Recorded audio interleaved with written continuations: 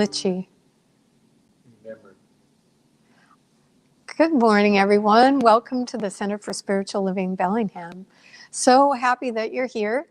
We're going to take you to a wonderful set of music from Amber Darlin right now, and then a terrific treatment from Joanne Allison. Good morning, everybody. Thanks for being here. I thought we would sing until this day with a lot of yeses. Let's sing yes together. 1, 2, ready. Take me to the water and I'll dive right in. I'm ready to let go of everything that's been. I said, take me to the mountain and I'll climb on up. The highest peak of beauty's gonna fill my cup. I say yes, I say yes. I know all is well. Let's sing yes. I say yes, yes. I say yes. I say yes, yes. Knowing all is well. I say yes, I say yes.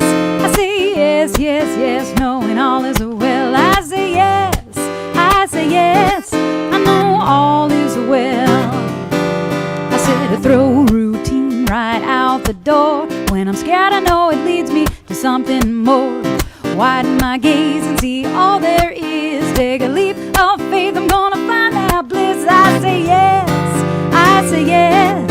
I know all is well. Sing it out. We say yes, yes, I say yes. I say yes, yes, knowing all is well. I say yes, I say yes. I say yes, yes, yes, knowing all is well. I say yes, I say yes.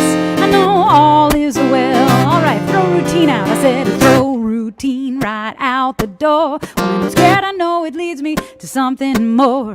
Widen my gaze and see all there is. Take a leap of faith, I'm gonna find that bliss. I say yes, I say yes. I know all is well. I say yes, yes, I say yes. I say yes, yes, knowing all is well. I say yes, I say yes. I say yes, yes, yes, knowing all is well. I say yes, I say yes. I know all is well. I say yes. Come on, you all say yes. You know all is well. I say yes. Oh, now we all say yes. We know all is well. Yes, indeed. We are here this morning, Bellingham Center for Spiritual Living, and we're so glad you're here. If you're out there on social media and you can say who you are and say hello to all our friends, it's a great way to connect with each other. And we will sing this next song together. My soul is welcome here.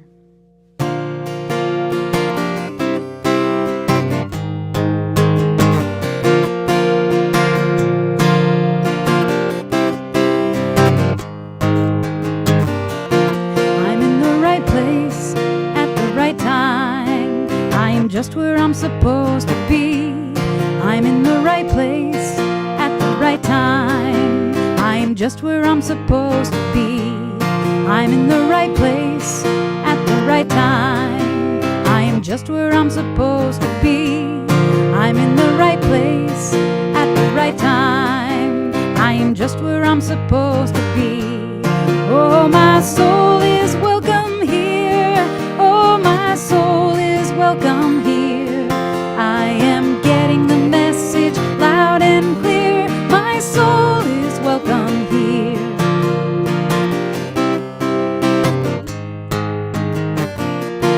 I'm in the right place at the right time. I am just where I'm supposed to be. I'm in the right place at the right time. I am just where I'm supposed to be. Oh, my soul is welcome here.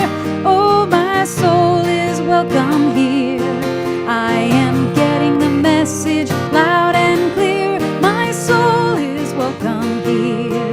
Oh, my soul is welcome here. Oh, my soul is welcome here.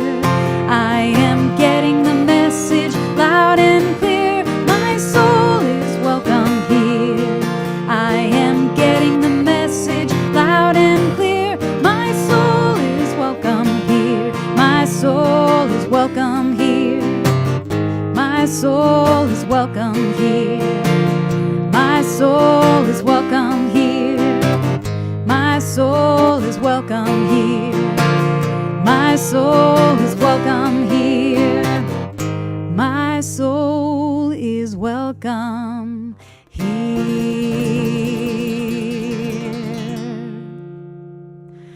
Oh, and to continue welcoming us all into this day is our practitioner of the day.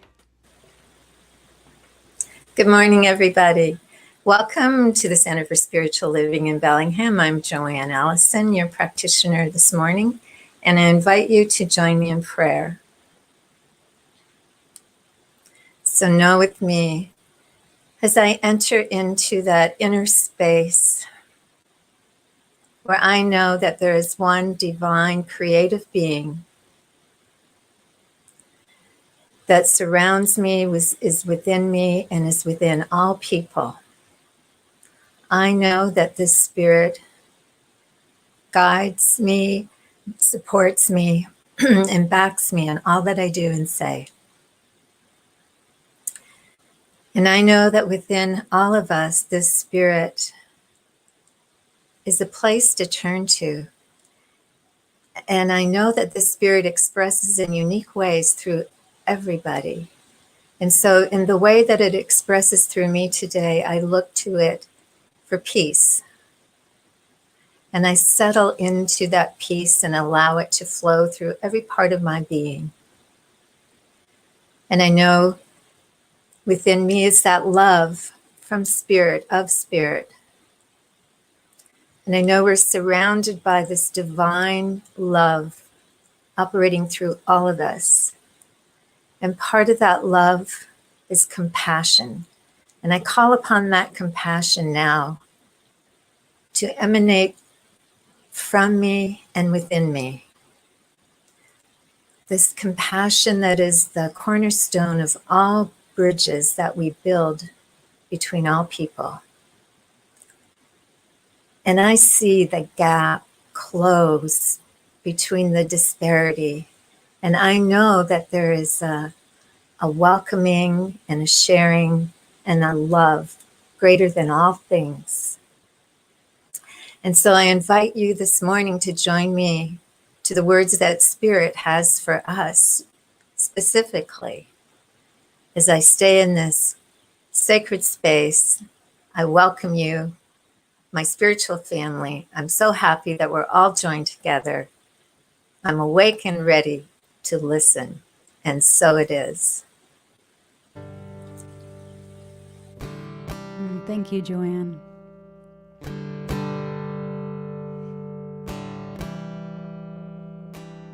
As time has unfolded me, it has revealed to me life's nothing less than sublime. With every thought I make, every last breath I take, may I be gracious and kind. Love, I invite you to open this heart of mine. Love, cover me, light any darkness.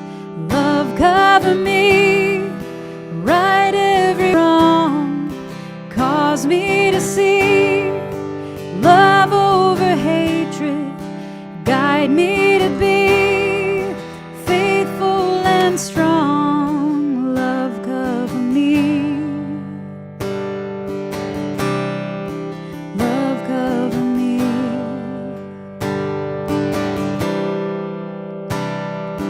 Kindness wash over me, make me a symphony, play every note you can find. Make me reverberate, gently deactivate, slowly flow out of my mind. Find me a melody, dance and may my anthem be. Love, cover me, light any darkness.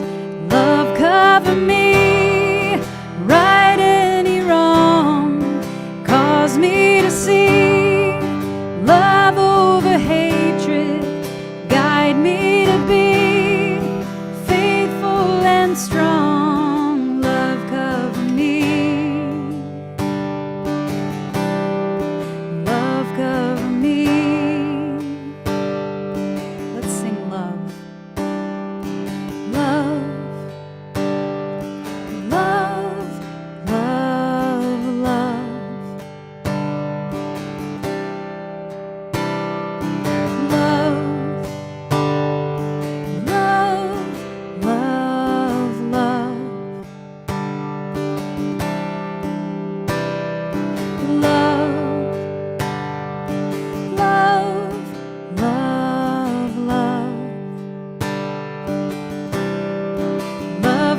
cover me, light any darkness.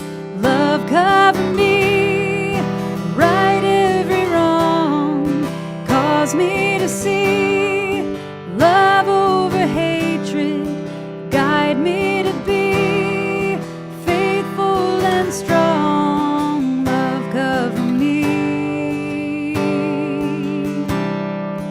Love cover me.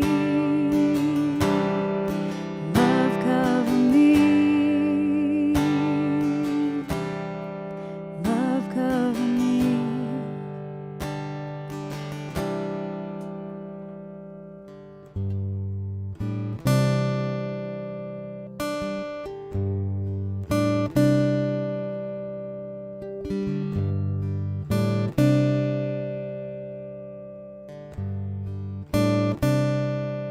So sacred, so secret, so precious, this love. So sacred, so secret, so precious, this love. I will share, I will share, I will share, I will share, I will share, I will share this love.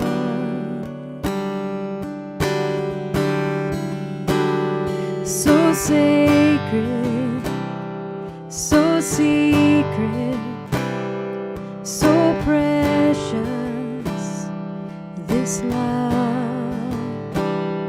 So sacred, so secret, so precious, this love. I will share, I will share, I will share, I will share, I will share, I will share this love.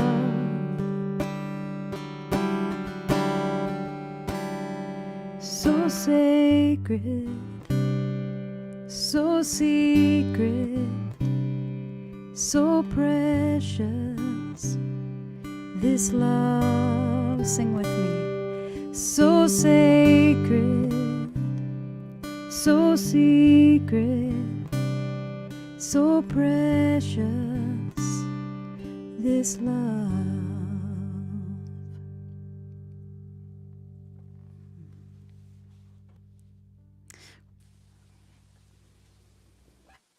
Right there you have from the practitioner and from Amber, kind of the heart of what I want to share today.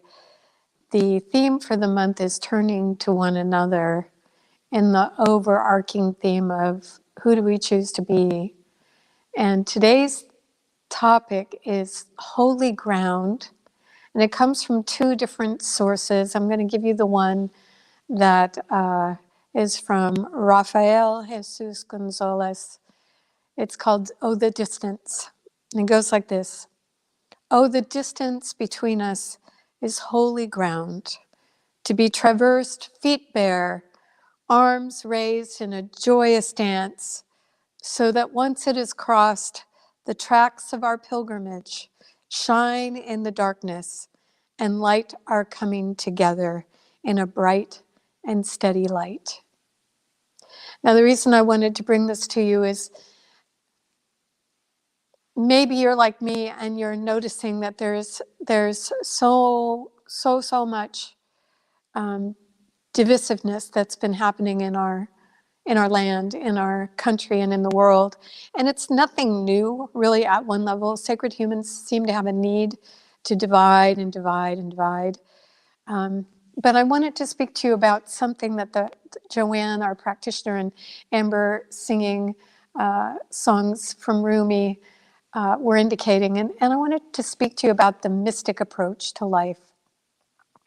Because, you may have noticed that on the spiritual path, there's a whole different perspective. There's a whole different way of holding oneself, holding other people, and walking in the world. And it is this other vision that I wanted to speak about today, because it's helping me traverse the holy ground with my feet bare, meaning metaphorically, as stripped down as I can be and open, with my arms raised in a joyous dance. Because really, the bottom line for me is this is my one and only sacred human experience for now. I don't know what will happen. I haven't been given instructions from beyond yet when I die. So, knowing this, I want to walk in a way in the world that is both beautiful and also deeply meaningful. And to do that, I can't walk with a secular mind. The secular mind is responsible for looking at the world without any hint of spirit being present anywhere. It's the mind that divides and divides and divides. And there's another mind available to us, the mystical mind. And so, what is that? Well, if you're familiar with any of the writings of St. Francis of Assisi, you may have encountered, and if you haven't, look it up, Wikipedia has a good example of it, the Canticle of the Sun. And Francis, after taking part in the Crusades, being injured, wandering injured for a while and coming home to Assisi, had a mystical experience that transformed the way that he was looking at the world forevermore. And he began to see the world from that perspective. So he wrote this canticle as part of his way of expressing what he was seeing. And you may be familiar with the expression brother sun, sister moon, which were part of the canticle. And he was praising brother sun for its light and its radiance, and praising sister moon and the stars for the brilliant light they bring in the night sky. And he went on and he talks about brother wind and sister air and brother fire and sister mother earth. And this is truly how he began to walk in the world, as he began to see everything as his relations. The elements, everything that had been provided, all of the animals, every plant was part of his relations. As the indigenous people say, all my relations. And this is a mystical way of looking at the world, of encountering the world, of being in the world. And it is the way that is saving me right now from the secular mind that wants to turn everything into red or blue, or turn everything into good or bad, or, it just goes on and on. So what I thought I would share with you is a lesson that I learned from that master of archetype, Jean Houston. And I wanted to just read you something from one of my fellow students of Jean, who's written a book called Change Within, Change the World. And this particular part is talking about something that Jean is very passionate about. So it goes like this. Dr. Jean Houston talks about, this is really how Jean talks, the mediocrity of having a diffident relationship to the genius of inner space. So let's break that down a little. She passionately pleads with people to develop their inner lives so that they can connect with their higher destinies and orchestrate their moods of creativity. She distinguishes between imagination and the imaginal world. Imagination is the reproduction and reordering of already existing ideas. The imaginal realm, on the other hand, produces, rather than reproduces, big picture perspectives, new creations, new paradigms and patterns. A friend who writes software told me about his experience with emerging patterns, which is one of the imaginal realm things that happens. He was contemplating thousands of lines of a software program when suddenly He saw a much simpler way to express it in only a few hundred lines. He was profoundly affected by the experience of such an elegantly simple solution popping into his awareness. Ever since, he has tapped into his ability to wait until a beautifully streamlined pattern emerges in his mind. Before that experience, he thought of himself as just a programmer. Now he knows he is a creative pattern maker with a unique ability. The tip of an iceberg above the water is deceptively bland when compared to the vast beauty of the gigantic ice formation below the surface of the water. Like that, our unconscious minds hold vast caverns of potential and beauty when compared to our conscious intellectual minds. In order to tap into that potential, we must explore the interface between the outer and the inner. So for me, part of what that reading is about is really how to walk in the world in a different way. It's tapping into the imaginal world that we all carry within ourselves. The way I would speak to that, of course, being a minister, is I would say that there is an indwelling spirit that is vastly intelligent, wise beyond measure, and absolutely love in action. And this wisdom and this love blend in each sacred human as the imaginal realm within them. And anything and everything is possible within that imaginal realm. But as Jean says, it's not a reproduction. It's a total allowing of something new, a pattern unmade before, to arise uniquely through each of us. And how does this relate to living in the world as we see it right now, with so much unrest, so much violence, so much hatred, so much of all that? Well, it relates to, for me, in this way.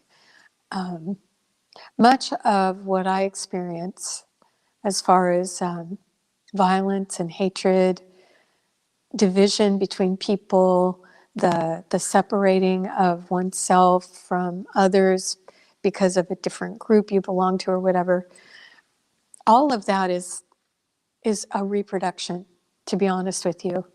It's something that was learned and is now being copied and repeated. And often it's copied and repeated because we are listening to other people who are reproducing, copying, and repeating what they've learned.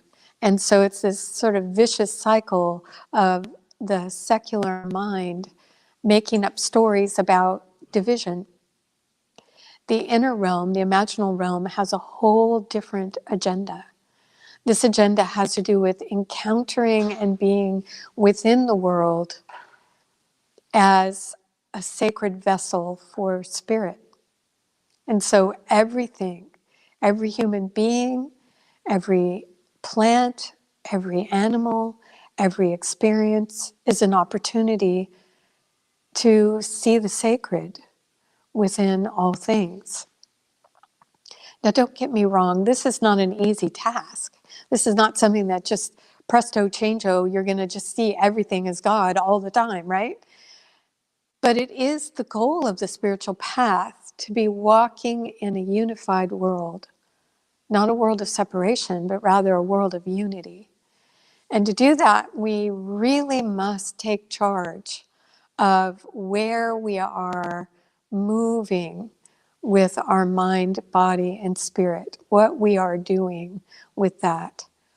Because the secular mind is the habitual mind. It's the mind that often we lean too much on in our daily lives so that we don't have to really work at it in terms of living our lives and doing all the things that we do.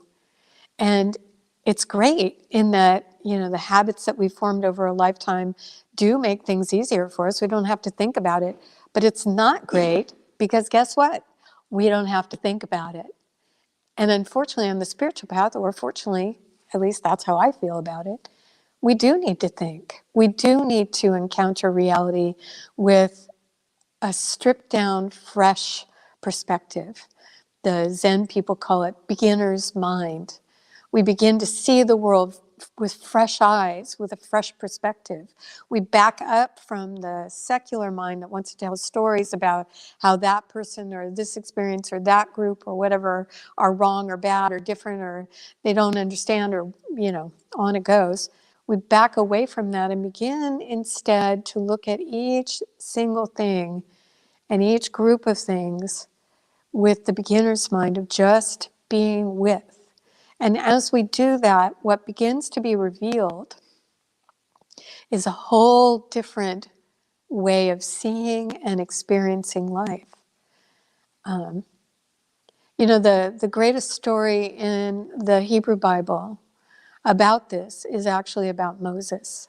And I was looking at that story today. It's in Exodus 3. And, you remember the story. It's a very famous story. So Moses has killed a guard who was whipping one of his people, the slaves, the Jewish slaves.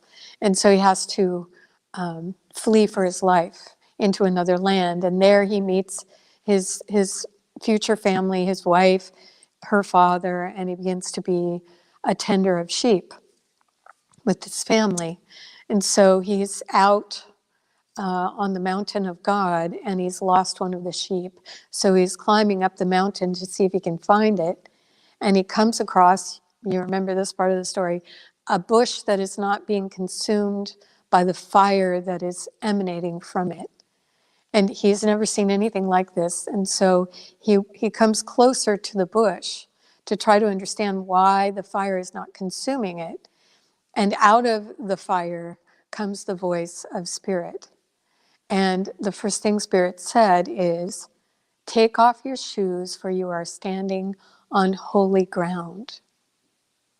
And then he goes on to instruct Moses that he is the great I am. Moses says, well, who should I say sent me? Because his instructions are to go and free his people. And so he has to talk to his people first about this. And so he says, well, who should I say sent me? And Spirit says, tell them that the I am that I am has sent you. So the story of take off your shoes, you're standing on holy ground, is a story that the poem in the beginning of this talk from Rafael Jesus Gonzalez references is that we're traversing holy ground all the time. And that's the truth of the matter, actually. From a mystic's perspective, everything is holy. Everything is sacred, including the people we don't agree with, including the Democrats and the Republicans, including the people we like and the people we don't like, including the countries that we don't understand and the countries we do. Everything is sacred, including ourselves. In our studies in the class that I'm teaching, we came across a quote by Sri Aurobindo, a great Indian saint who was famous for manifesting holy ash from nowhere. And one of the things that he told the founder of our philosophy, Ernest Holmes, he said, the manifest universe, that means everything we see, every person we encounter, every species on the planet, the manifest universe exists for the delight of God. This is the mystic's perspective. And it takes everything out of the secular mind and puts it into a different framework, a different perspective, a different paradigm entirely, where instead of walking in the world of us and them, we're walking in the Garden of Eden. We're walking in the sacred land of the beloved Spirit. And we are one with it, and we exist for the delight of that one. And all people and all things are part of that delight.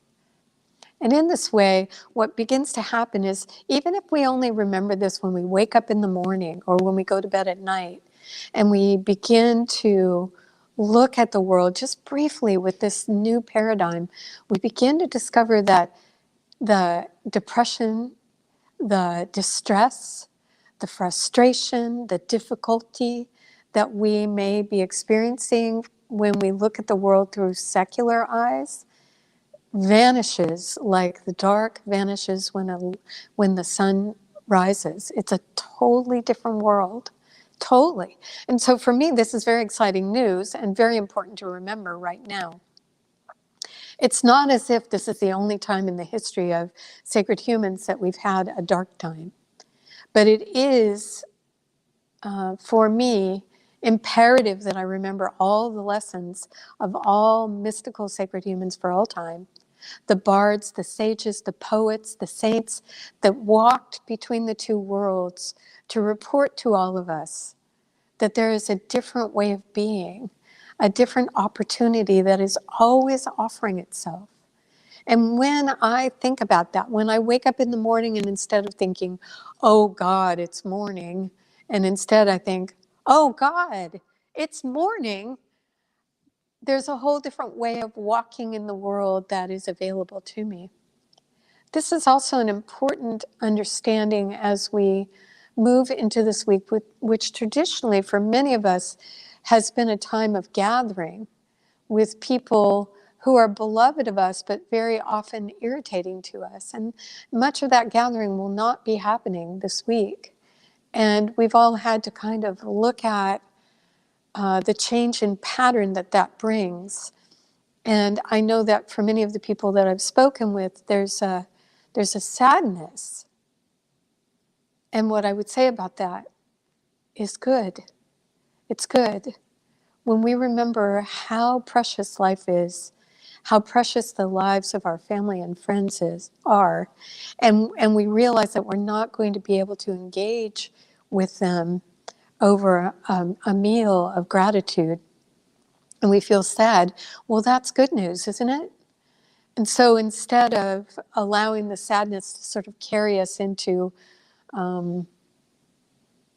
being a humbug, maybe, um, for me, I would much rather use the sadness as an opportunity to remember the world that I choose to walk in, the world where no matter what my family is like, no matter where they've gone in their own journey, I can see them as the beloveds in my own life and feel that even when I'm apart from them. Truth be told, sometimes for some of us, it's easier to remember that when we're apart. So I'm encouraging all of us in this week of Thanksgiving to actually walk as a mystic, to use the saints and the sages and the bards and the poets that we love to help us remember day by day, morning by morning, evening by evening, that we walk in a sacred realm, an imaginal realm that has everything available to us, that we are not trapped by anyone or anything, and indeed that we share something so precious with every single other thing. As we do that, gratitude naturally bubbles up. The depth of Thanksgiving is revealed, and our hearts and minds are lifted out of division and into unity. So I'm going to do a prayer for that right now, and I invite you to join me in that.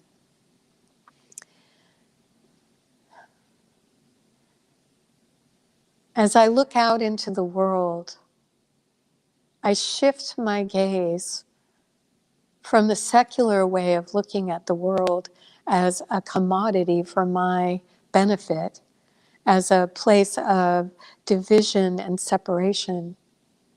And I shift that gaze to a realization that every single thing, every piece and part of reality, known and unknown, is sacred. That I am walking, traversing, doing a pilgrimage in the land of all sacredness, and that even my very body is part of that sacred unfolding. And why? Because within all things, through all things, is expressing an indwelling presence that knows no limit and has no limit for any piece and part of itself. Indeed, it only knows itself by means of me and you.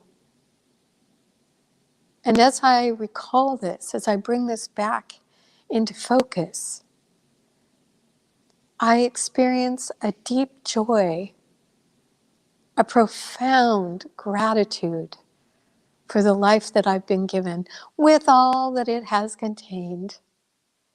And in this gratitude and joy, I make choices from a different level of expression. I tap into the world that is within me, the imaginal realm that Jean Houston speaks to, opening up to deep possibilities and new patterns, new paradigms expressing themselves in my very life now.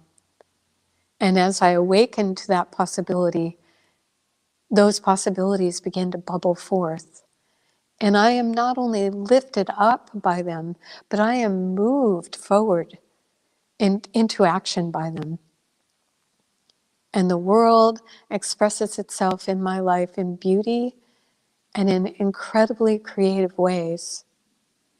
For this, and for this same presence in you, I give thanks.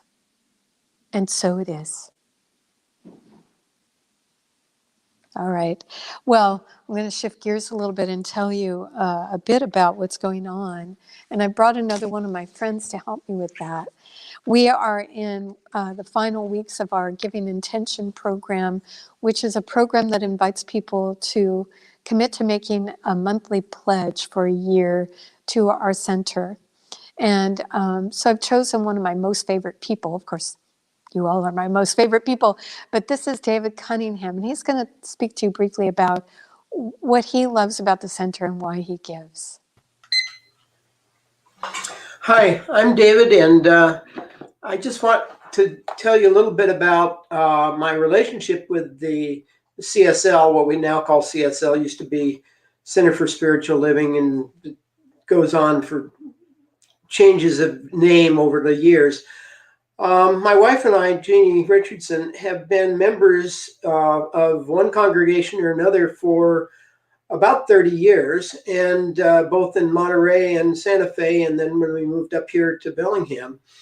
And this has really been our grounding, a place to make sure that we stay grounded, a place that we can go and meet with people that are like-minded, but not regimented in a certain way of thinking.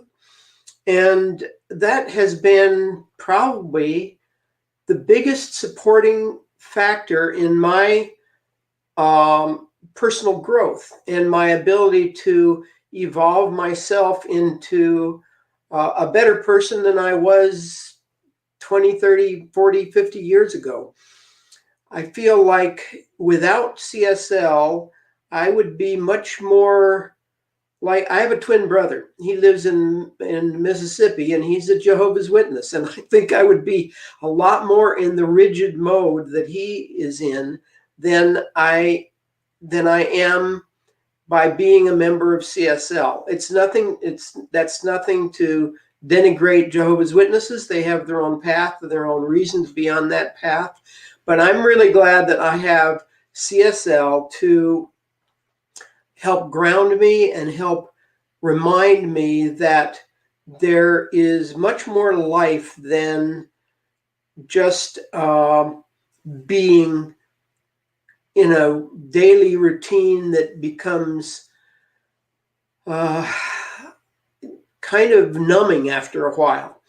So being able to be in contact and in community with people that are like-minded in a personal growth path and interested in growing themselves spiritually as well as emotionally and intellectually, all of which I think that CSL does. And it's one of the reasons my wife and I, Jeannie, have really spent a lot of time focused on what CSL is about, which is to make sure that we're supported in our own individual path to personal growth and connection with spirit.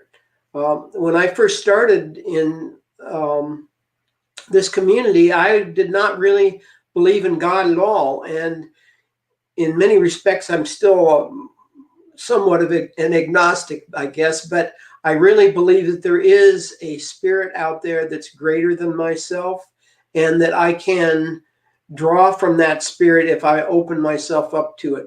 So these are all the reasons that we have spent a lot of time in the last 30 years supporting the community that this church represents, this community of people that are on a path that I think helps make the world a better place and helps uplift people so that we can get through the kind of times that we're in right now, because these are difficult times, and without CSL it would be much, much more difficult for me, and I'm sure many others, to get through what we're experiencing right now. So thank you for giving me this opportunity to talk about what I believe and how this community supports me, and I hope everybody is making it through this time in as good a spirits as we can. Thanks. Thank you, David. So sweet. So I'm pleased to tell you that halfway through the program, we are over halfway toward our goal, our financial goal for 2021. We are hoping to raise through pledges for the year 2021 $178,000, and we're more than halfway there. So thank you to all of you who filled out this lovely form. This form can be found on the CSL Bellingham website, and it is fillable, so you can fill it in online if you'd like, and then we'll receive it that way. Or you can download it and think about it and print it out and all that good stuff. We have the $178,000 goal, and that is a very stripped down budget. So we're hoping that we can encourage you to think about giving at whatever level you can on a monthly basis so that we can reach that goal and continue to provide all the services that we provide, especially during this pandemic time. We know that we're going to continue to live stream after the pandemic is over, and that we'll be doing some sort of hybrid service where we have the sanctuary full once again, but also invite those of you who are far-flung friends of ours into our sanctuary so that you can enjoy community in this way as well. So thank you ahead of time for filling out that form. If you have an opportunity to do that this week, we'd really appreciate it. The last day to turn those in is December 1st. And then our budget team gets together, and depending on, just like your budget, if we receive the 178,000, we're good to go. If we don't receive it, then we're going to have to look at some difficult cuts. And if we receive more than 178,000, well, we can buy some more sound equipment for our sound tech to bring more wonderful services to you. So thanks in advance for that. A couple of things you might want to know about that are coming up. We're starting a midweek meditation service. It's only about 20 minutes long, 15, 20 minutes long. It's going to be starting on Wednesday, December 2nd. They'll be offered every single week at 7 p.m. on Wednesday evening. And so just like our morning prayers that our practitioners are offering, the practitioners are now going to be offering a midweek meditation, and you're more than welcome to be a part of that. The Zoom link is in the announcements that are listed on our website, so go there if you're interested.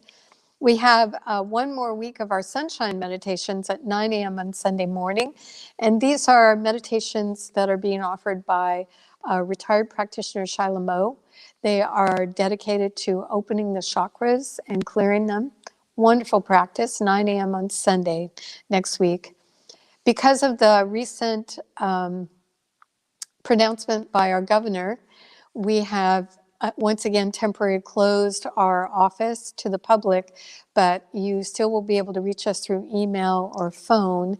This week our staff is off, so it may take us a few days to get to you, but feel assured that we will reach you at some point and get back to you on any question you might have.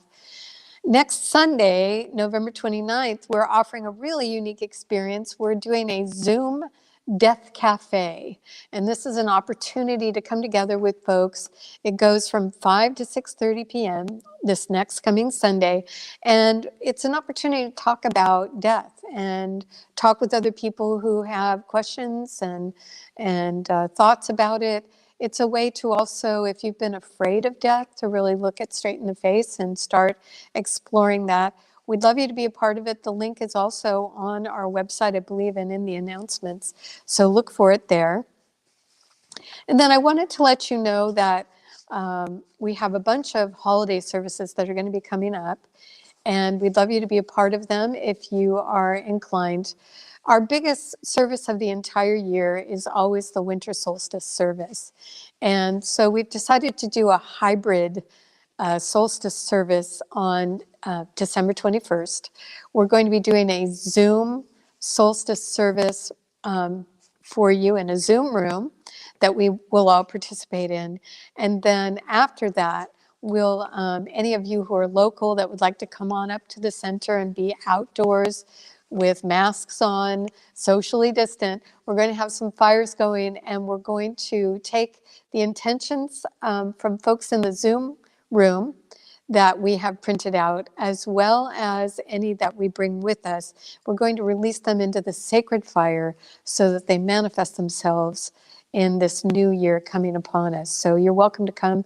The Zoom service starts at 7 p.m. In fact, many of the services start at 7, including our Christmas Eve service that will be also at 7 p.m. We have for years and years now also been offering the World Healing Meditation. It's a global healing service that happens around the world. So it happens to be that 4 a.m. is our time in the global community. So we're doing it by Zoom this year. So you can just sit up in your bed, open up your Zoom contact, and have a wonderful meditation experience on December 31st. And I also want to invite you to a very special virtual retreat that will be happening on New Year's Day. We're going to be doing 3 different sessions, one in the morning, one in the early afternoon, and one in the later afternoon, to look deeply at our hearts and minds and how we want 2021 to be. So we are inviting you to come. The charge is $55, help support the church and also yourself in this new year coming upon us. I think that's all we have, so I'm going to take you over to Amber Darlin so that you can have a wonderful song to lead you into the rest of your day. Thanks for joining us. Thank you, Andrea. All right, well, let's sing out into this day. Oh, let me love in a holy, holy way. Let me love in a holy, holy way. Oh, let me love in a holy, holy way. Let me love in a holy, holy way. Oh, let me know that love is all around. Let me know that love is all around. Oh, let me know that love is all around. Let me know that love is all around. Oh, let me love in a holy, holy way. Oh, let me love in a holy, holy way. Oh, let me love in a holy, holy way. Oh, let me love in a holy, holy way. Oh, let me love in a holy, holy way. Let me love in a holy, holy way. Oh, let me love in a holy, holy way. Let me love in a holy, holy way. Oh, let me know that love is all around. Let me know that love is all around. Oh, let me know that love is all around. Let me know that love is all around. Sing it out. Oh, let me love in a holy, holy way. Oh, let me love in a holy, holy way. Oh, let me love in a holy, holy way. Oh, let me love in a holy, holy way. Oh, let me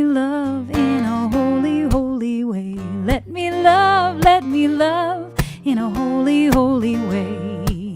Oh, let me love in a holy, holy way. Let me love in a holy, holy way. Oh, you all have a wonderful, blessed day, and we'll see you again soon.